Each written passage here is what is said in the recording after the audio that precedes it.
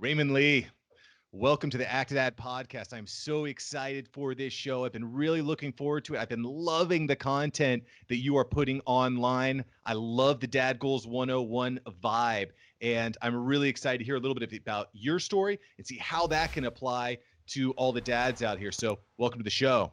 Hey, thanks for having me, and I really appreciate you reaching out.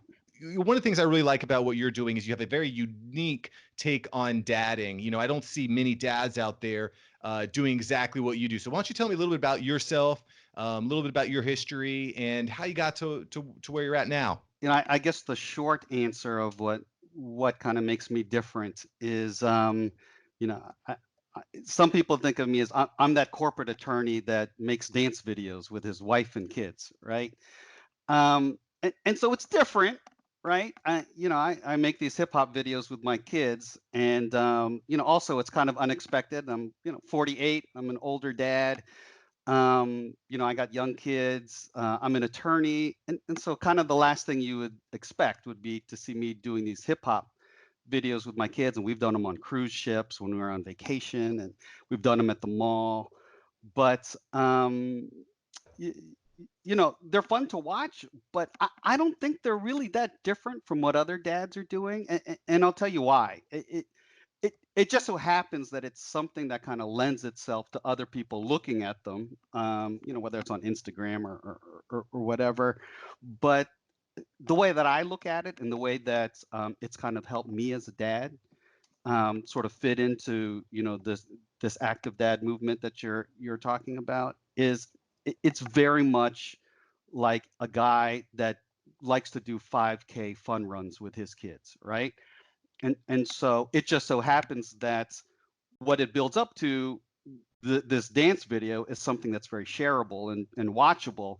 But it's no different from a guy that runs, let's say, half an hour every night with his kids, and then they do like a 5K.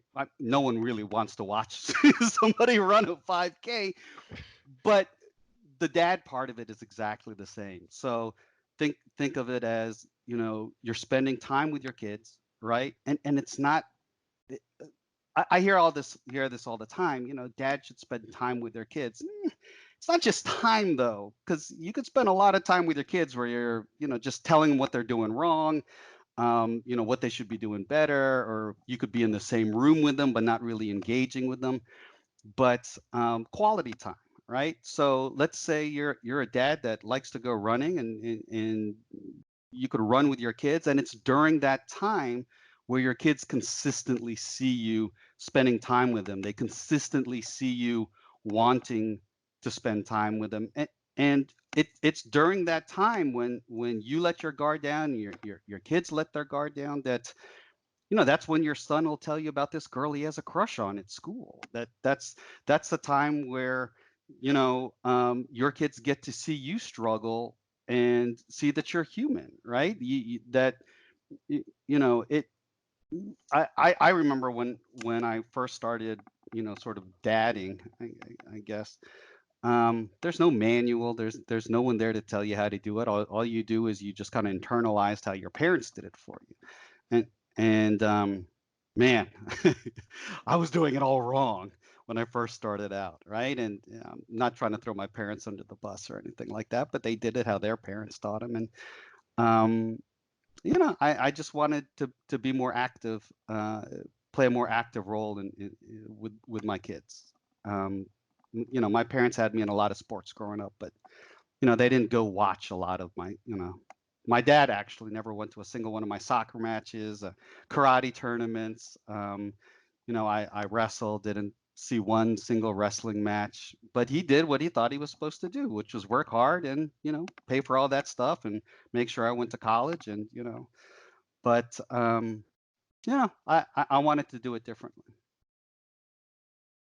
Well, yeah, you brought up a lot of, I think, very, very important points in that in your answer there. And one of the points I think that you hit on that I believe is probably one of, if not the most important facet of being an awesome dad is spending that quality time, not sitting there on your phone while your kid watches TV or plays a Yeah. video game, but actually being involved and engaged in what they're doing.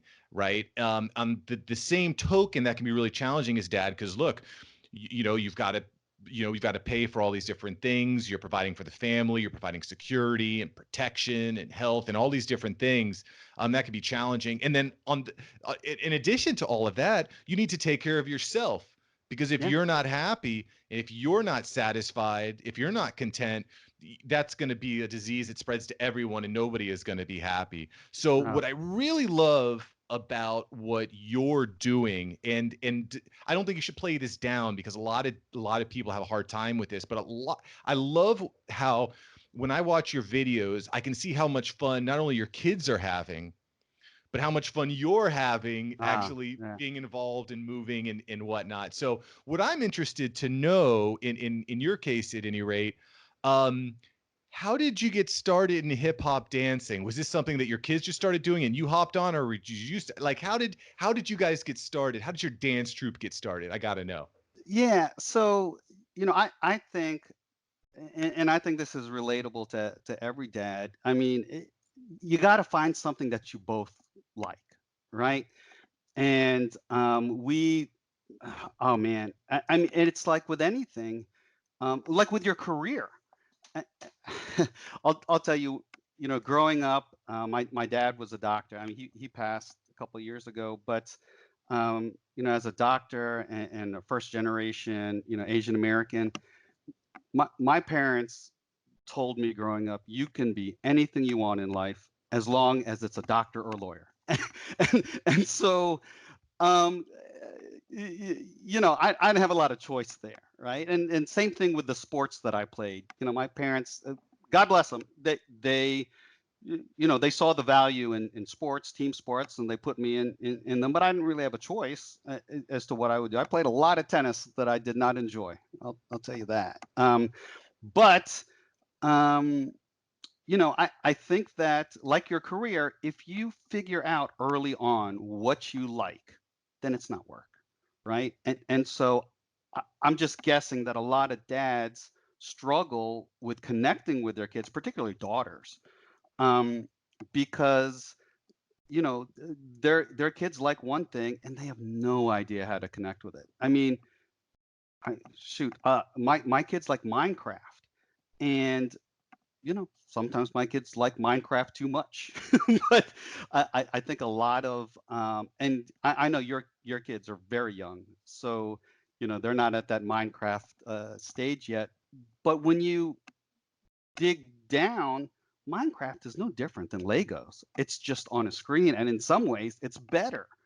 You're not shooting anybody. It's this wide open environment where you can build anything you want, and it takes a lot of creativity. And I got into that, and I played that with my kids. But I think the trick is you find something that you both like.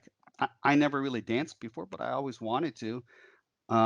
I will say I was always that cousin at weddings that would get on the dance floor and make a fool out of himself, but I had fun, right? And so my kids started out doing different sports, soccer. They did that for a couple of years, and karate for a couple of years, and they were good at them, but they didn't love them.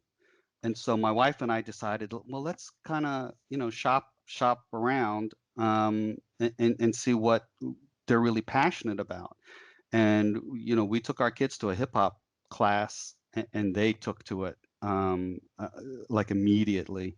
And so we figured, we got something here. So we found, and I didn't even know this was a thing. There is competitive hip hop. Um, there are hip hop teams, and they're really popular now, like on World of Dance. It's like the number one rated TV show, where they've got these hip hop teams that compete against each other. And so for us, we got to check off all the boxes of, all the benefits of traditional team sports. So our kids got into that. And, like any sport that you really get into, you spend a lot of time in the parking lot, with your wife waiting for the kids to come out of practice. And then after a while, we said, well, let's just start taking some classes at the studio. And so, we're doing that, and our kids get to see us struggle. And so when we tell them, like they got to practice, and our big thing is, to me, one of the biggest indicators of success in life is having discipline. And if you ask my kids, all right, what does discipline mean? They'll roll their eyes because they've heard this 1,000 times. They'll say discipline is doing what you have to do even though you don't feel like doing it, right? So that applies to studying, going to a job you don't like, or whatever it is. And so when we talk about discipline, we have to practice what we preach, right? So if we're going to learn a dance routine, me and my wife, you can't cram for that, so they get to see us struggle and they get to see us practice. And so when we, tell them all these things, we get to lead by example, not just our words, because I think people don't, necessarily do what you say, they do what you do. So um, that's how we got into it, and we've been having a lot of fun with it. Very cool. Very cool. You brought up a lot of good points in there as well. Um, I think it's important as fathers to not force our kids to do things they don't Mm. enjoy.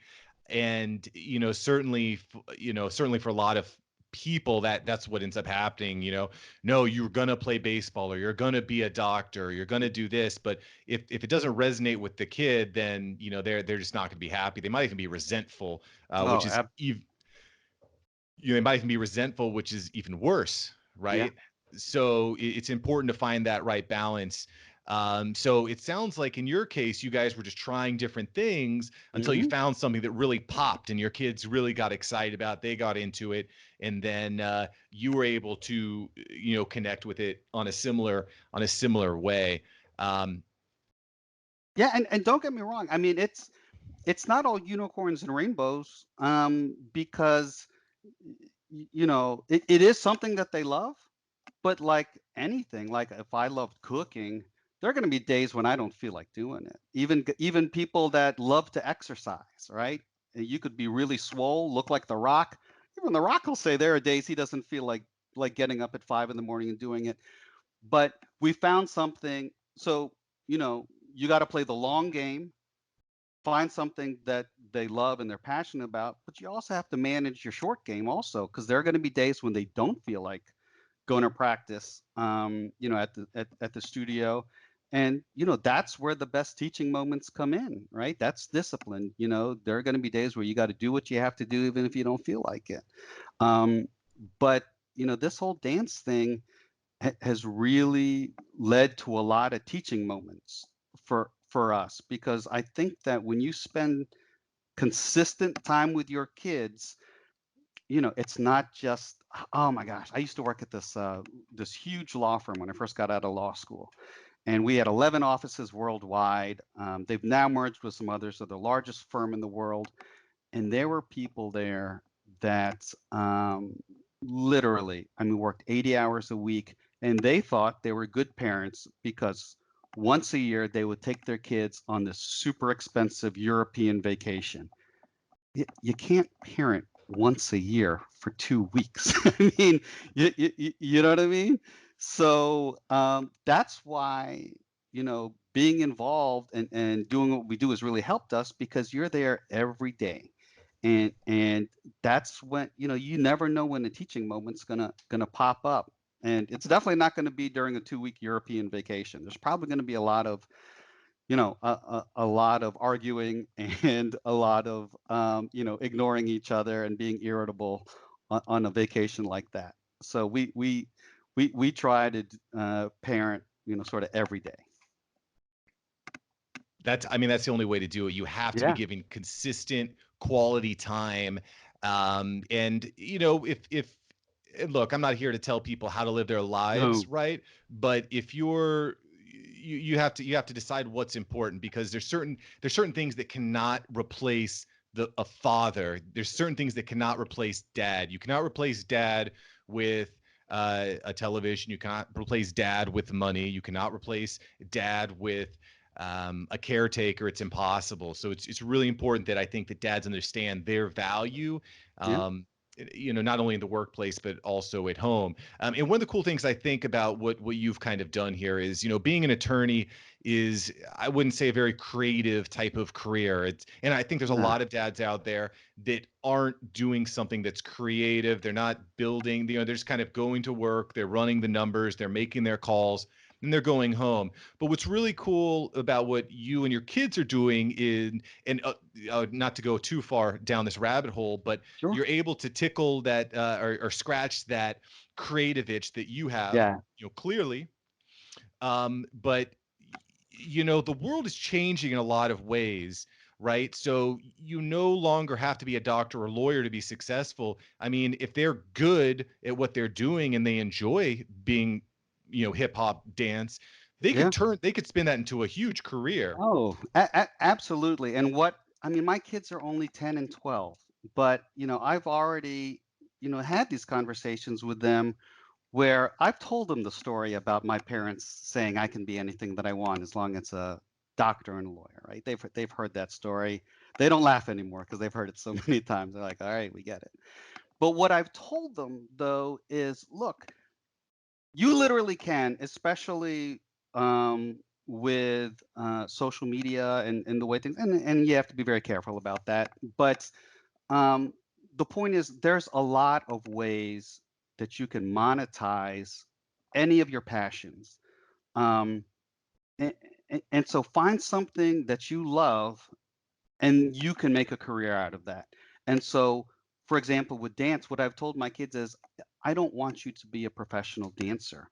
I want you to be, if dance is something that you love, I want you to be in the business of dance. So to be in the business of dance, you have to be a good dancer, right? You don't have to be the best.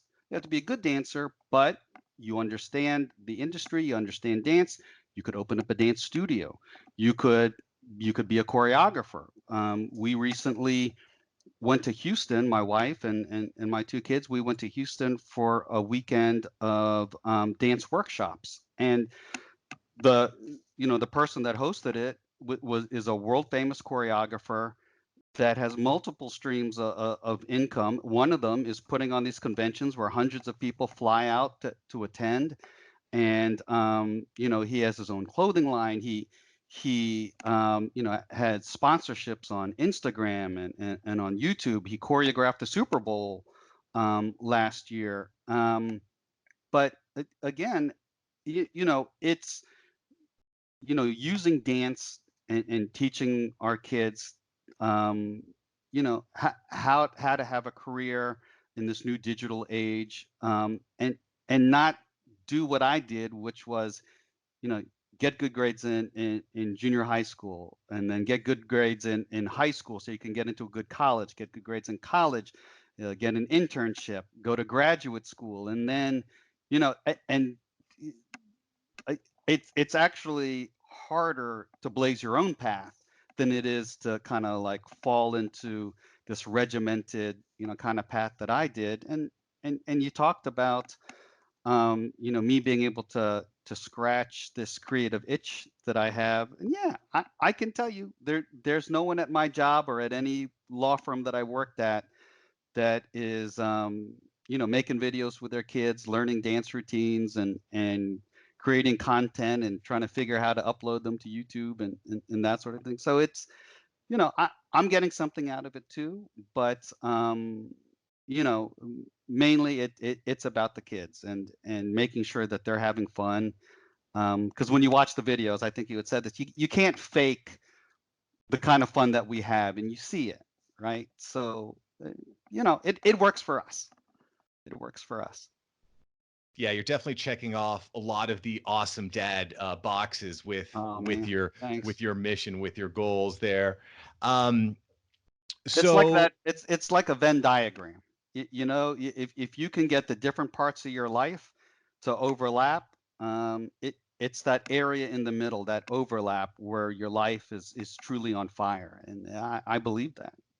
Oh, it's exactly like a Venn diagram. And Yeah. when time is your greatest bottleneck, when you can combine passions, your personal passions with your kids, that's when really beautiful and wonderful things happen. And I mean, I could go way down a rabbit hole Let's on let's do this, Mark. I don't have to be at work till Monday. It's it's Sure.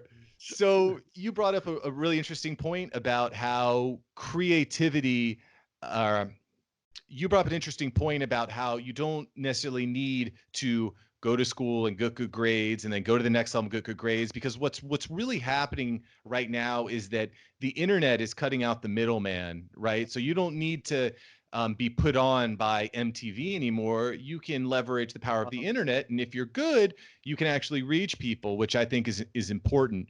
absolutely. Um, and you I know, mean, even to be an actor, right? I mean, before you had to get an agent, you had to move to Hollywood, you had to get signed by a major studio. You had to, be signed to the cast of a TV show, but now you've got, content creators, that literally low production values. They create videos, and they have a career. So yeah, yeah, you my can you can do it really unconventionally. absolutely. My wife the other day, we got a letter in the mail, a little advertising letter in the mail for a modeling agency, and she's like, "Well, maybe like this looks interesting. Maybe we should enroll my daughter Adeline in that." I look at her, I said, "You realize you have this, right? You don't need to pay a Yeah, modeling agency thousands of dollars. What you do yeah, is you start posting interesting content online. You start yeah. using hashtags and connecting with other people, collaborating." So that's you mentioned that you and your family visited Houston and you got to go to this big convention. How did that go? Were you able to network with any other dance troupes, any other dance dads? Did you make any meaningful connections there? How did that look? How did that feel? Oh, it was great. And for my kids, the benefit was they got to be surrounded by a lot of talent, and they really got to see, if they were to work hard, how far they could take this dance thing. And again, they're 10 and 12, so I'm definitely, my wife and I were definitely not stage parents. We're not trying to groom them, for careers in the entertainment industry. We are literally, I haven't taken this thing past, next week. I mean, it's literally the dad part, the teaching moments comes first. And, especially at their age, I'm very mindful. I mean, if you look at um, my Instagram account, which is really the only social media where I kind of put these things on, when you look at that, I'm very mindful that anything that I put out there is very respectful of my kids, knowing that at their age, for them to consent to being in a video that I have on a public account, and I'm not trying to blow up my account or whatever. I just like to try to inspire other dads, and I think that's how you found me. Um, y- I'm very mindful that even if they say, "Oh, I love it. Let's make a video like this," I still pause and I go, You know what? Let's slow our roll here.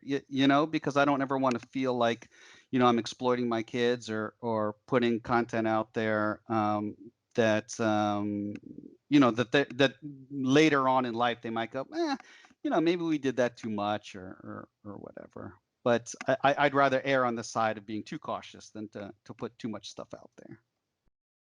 And that's fair. And communicating with your kids, keeping that line of communication open is important. Another principle of the awesome dad movement is building up trust. And so Mm, you've got to make sure that you've got their trust, that they trust what you're doing. You're definitely right about the exploitation thing. I think it's important that you're at least cognizant that it's a possibility. yeah, But at the same time, the content that you're putting out there, the memories that you're making, the networking connections that you're making are going to be really positive for them in the long run. Getting like, look, one day, 20 years from now, you're going to look back with your kids and maybe your grandkids, yeah, and you're going to see a video of dancing during a basketball halftime show, and yeah, it's going to be like, wow, remember that was so cool, that was so fun, and man, look how far we've come since then. And yeah, um I think that's one of the really cool things about not only being involved with your kids now, but being able to capture that content and post it online, because it's there basically forever, which there's pros and cons to that. Yeah. But I think that's a really cool thing. And Well, that's one of the I'll tell you, my daughter will definitely have an interesting slideshow during her wedding reception. Yes. Yes, no one's going to try to show her up on the dance floor, I am sure of that. So I'm curious as well, what were some of your most meaningful moments as a father? What were some of your most meaningful dance moments? Give me the good stuff. What was one of your funnest events? You know, I'll tell you. You had talked about performing at a basketball game. So and I assume you'd seen this video, and this was about a month ago. Um, my wife and I are on a hip hop team at my kids' dance studio, made up of other parents, and we perform at some of the kids' competitions. And one of my son's teams, we both had the opportunity to perform at an NBA halftime show. This was a Friday night a couple of weeks ago, and oh, that was amazing to be able to perform at a halftime show with my wife and my son. I mean that's something we'll never forget. And I think the building, this was at the Capital One Arena, 97% capacity. I think it seats like 18,000, and that was great, right? That was great. But I'll tell you, the the most memorable thing that has come. Oh my gosh, look, I'm getting emotional. You heard my voice crack a little bit. The most memorable thing that's come out of all of this was, and this is completely unexpected, I'm sure for you, is a couple weeks ago we were at a dance competition for my kids, and it was at this huge hotel resort, thousands of people there. The whole resort was booked for just the competitors from different teams, and people came from up and down the East Coast. And my son, being 12 years old, he had put his phone down someplace. And my wife and I, when we upgraded our phones, we gave our kids our old phones, and he put it down. And we use our phones to call them when we need to. We can track them, with the find my family kind of thing, so we always know where they are. Put it down, and it got stolen. And in fact, when he realized he lost it, I pulled up my phone. I could see it driving away, and then it got cut off. Whoever stole it turned the phone off. I guess they had seen, an episode of Law and Order or something, and knew that, they are probably being tracked or something like that. So it got turned off, never turned it back on. Phone was gone. And, you know, uh, I treated it with the appropriate amount of gravitas. Talked to my kid about it, and I was upset because it was expensive. He was upset because he knew that it was a hand-me-down, and that we weren't going to replace it with an equivalent phone. It was a hand-me-down that happened to be still a nice phone, but we, you know, to replace it, we would be getting him something that probably wouldn't play, all the games that he likes and whatever. And all of this happened. He's on 3 different teams, so they were about to perform again, and all of this happened, and he had some tears. He pulled it together, performed, and it was still kind of a long ride home. And it wasn't until the next day that my wife and I talked about it, and we realized, oh my God, considering what happened, and you don't know my son, but considering what happened, he handled it with a level of maturity that I don't even know if I would have demonstrated had that happened to me.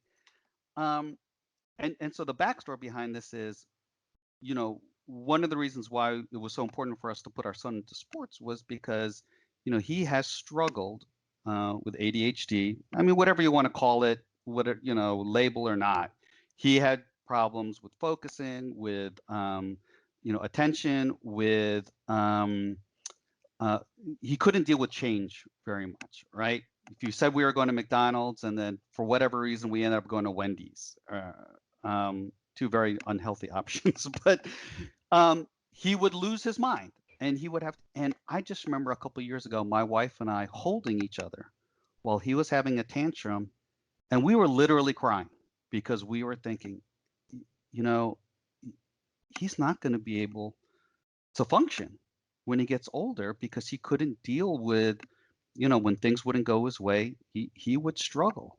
And at the time, it was happening so much that we were, I mean, 8 years old, 9 years old, we were already projecting this doom and gloom future for him. But it wasn't until, he lost his phone that we realized, wow, he has really come a long way. And um, bringing it back to your question, it is 100% because of him being involved in dance, being very involved in it, having to deal with change, to a certain extent. A lot of what they do has been exposure therapy for him, right? You go to these competitions that last from 8 in the morning to 8 at night, and everything and anything could go wrong, or a kid, one of their teammates doesn't show up, so they have to change formations for 24 kids on one team, in 30 minutes, things like that. But it's like when your kid grows a little bit every day, but then you go to your aunt's house and she goes, "Oh my gosh, look how much he's grown," and you didn't really notice it until someone points it out. But it was that moment. It wasn't, us performing at, the Wizards game, or some of these other things. It it it was something like that where we go, wow, um, this has really helped. The time that we've invested, and the everyday, the daily grind, of being there as parents, has resulted in this. Because I know for a fact that if we were, sort of hands off like my parents were, he wouldn't have dealt with it that way. And you know for the first time, instead of projecting, you know a bad trait into this doom and gloom future, we saw this one thing happen, and we were able to look in the future and go, man, he's going to be okay. I mean, again, you caught me, because it's a very emotional thing for me, but I can't even tell you how worried we were about his future and his ability to function as an adult. And then to see something like that, I mean, it was just one thing, but we felt like, he's going to be okay. And so as a parent, at your job, you get a performance review. As a parent, you have no idea if you're doing it right. That was one of the very few times where, we got some feedback that said, you know what, you're doing it right. So I that's at the top of the list, I think. That's at the top of the list. That's really powerful. I mean, as dads and as parents, probably the most important thing to us is knowing that our kids are going to be all right. And eh, there's no, there's not like there's not like you don't get a grade at the end of the No, day. no. You don't get a grade at the end of the day. You just, you hope the decisions you're making are the right ones, and you hope that your kid is going in the right direction. You hope that you're making the right decisions. And to have those moments where, like, you know what, things are going the right direction, things are trending, he's well balanced, he's happy, he's communicating with me. Yeah. Those are the things that let you know that you've got a return on investment of time that's working. And that's really what my goal here is with the Awesome Dad movement, is to deconstruct what awesome dads are doing, and to lay down a framework of core principles that fathers can follow. That, hey, look, there's a lots of different ways, lots of different decisions you're going to make: what to eat, when to go to bed, how to discipline. You'll figure that out. But there are some core principles, like the quality time, like making sure that you're happy, like gaining trust, like being Yeah. part of a community of like-minded people. You know, these are the types of things that every dad has to implement. And to see a dad like yourself implementing these core I appreciate principles that. and seeing the result of, hey, my kid is actually, you know, we try different things and now my kid is on this path to success. I mean, that's what it's all about, Yeah. man. That's what Awesome Dad Movement's all about. And you see the world going crazy. You see kids going nuts out there, and whether they're shooting up schools or you know, it's on drugs and whatnot. And you kind of ask, well, how do we get there? You know, Yeah. it starts with the fathers. It starts with dads being involved and finding ways to just make an impact on their kids' lives, you know, day by day. So tell me, Raymond, what is next for Dad Goals 101? What is your Oh. plan for the future? Where do you guys shooting for? Oh man. I'll be honest with you. I really have not thought very far down the road. Again, one of the reasons why I decided to put some of our videos online is because just like with anything in life, right? Unless you have goals, whether they're long term or short term, I, I mean, then it everything's just well. I wish I was healthier. I wish I could lift more weight, or I wish I could, whatever. But unless you have concrete goals, then you'll never achieve anything. And so what this you know stupid Instagram account has helped me and my family do is when we get to sit around and we go, all right, hey guys, what song do you want to do next, right? What video you want to do next?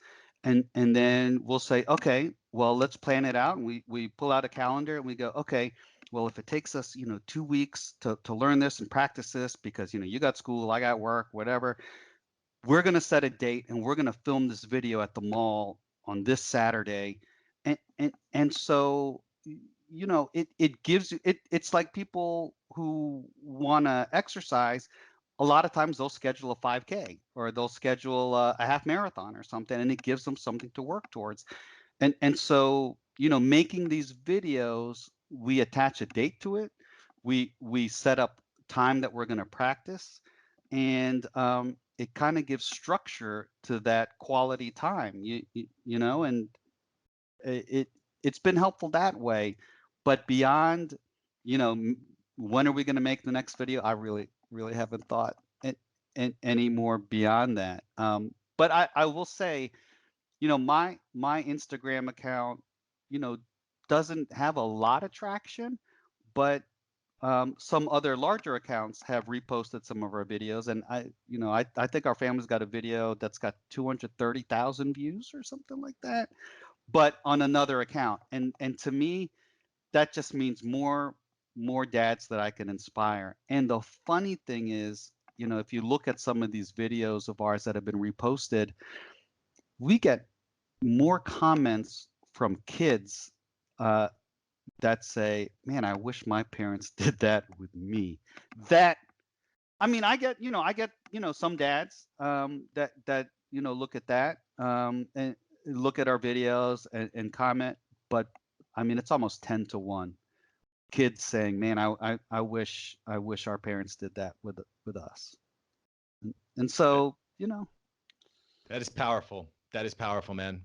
That is powerful. I definitely have a lot of respect for what you're doing. And I'll tell you one thing that I would love to see, not to tell you how to run your account, which sure. if and I'll give you a chance to really plug this, but it's Dad Goals 101 on Instagram. Um, but one thing I would love to see, I'd love to see Sure. give me the backstage pass. Let me see the Dad Goals bloopers. Let me see you guys just Oh, completely that blundering. that's a great idea, actually, because we have fun making these, and a lot of times when we do them in public, we've done it enough to know that you've got a very limited time before, like, before people start crowding around, and then it gets awkward, or literally we filmed a video where security kicked us out of the mall. um, but um, the bloopers, I could probably go through like some of my old hard drives and find some of those. But yeah, that it, because it's not so much the thing, like I said, it's not so much the video, it's everything that we did leading up to that, and the fun that we had doing it.